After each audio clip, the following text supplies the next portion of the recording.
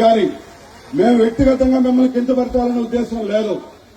Telugu Desam party 2 దఫాల మీకు సీట్లు ఇచ్చి బాబాజీరావు గారిని 2 దఫాల సీట్ ఇచ్చి గుండెల్లో పెట్టుకున్నటువంటి పార్టీ తెలుగుదేశం పార్టీ అని చెప్పి సందర్భంగా తెలియజేస్తా ఉన్నాం.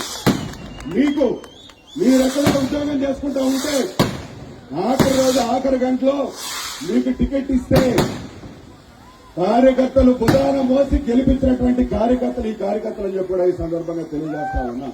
నేను అడుగుతున్నా, తప్పుడు కేసుల గురించి మాట్లాడే వ్యక్తుల గురించి మాట్లాడటానికే ఈ హోంమంత్రి మాజీ హోంమంత్రి సందర్భం తీసుకొచ్చా.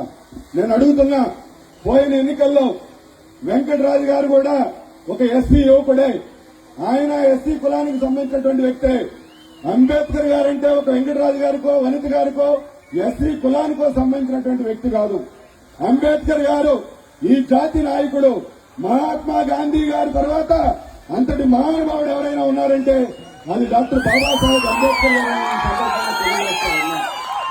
తెలుగుదేశం పార్టీ నాయకులు, మన ఎమ్మెల్యే అభ్యర్థి ఈ నియోజకవర్గంలో ఓట్లు అభ్యర్థించడానికి ఆ కాలనీలకు వెళ్తే కాలనీలో ఒక్కొక్క కాలనీలో 500-600 ఓట్లు ఉంటాయి. కానీ 5-6 మంది పోరంబోకలు పెట్టి విగ్రహాలకి దండలేనివ్వకుండా బళ్ళడ్డం పెట్టి వారం రోజులు ఈ మండలంలో ఈ నియోజకవర్గంలో ఇష్టం వచ్చినట్టు చేసుకుంటూ వచ్చారు. ఈ వనిత గారికి తెలియదా నేను అడుగుతా ఉన్నా. పోలీసులు కూడా పట్టించుకోవాలా.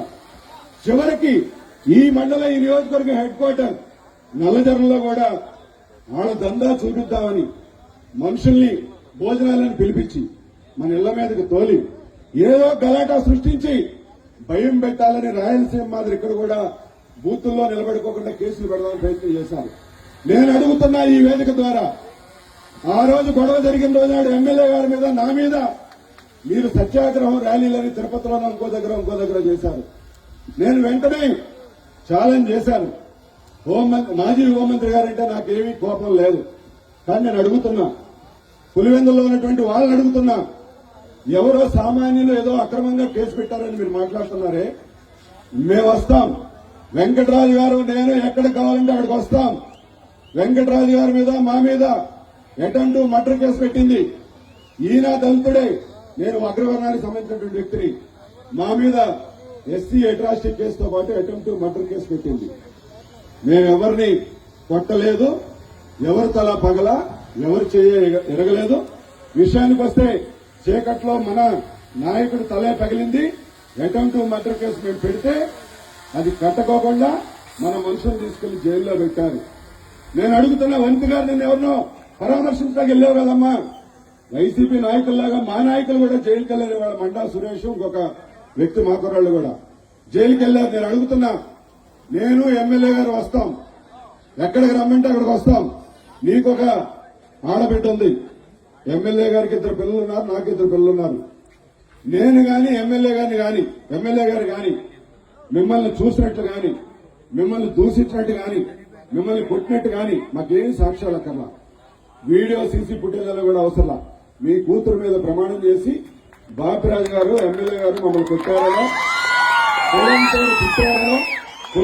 తిట్టారనో మీరు మీ బిడ్డ మీద ప్రమాణం చేస్తే ఈయన నేను బెయిల్ పెట్టుకోకుండా జైలుకు పోవటానికి కూడా సిద్ధంగానే ఉన్నామని సందర్భంగా తెలియజేస్తాను. సంవత్సరంన్నర అయింది. కార్యకర్తలకు చాలా మంది కొన్ని గ్రామాల్లో ఇబ్బందులు వచ్చినాయి.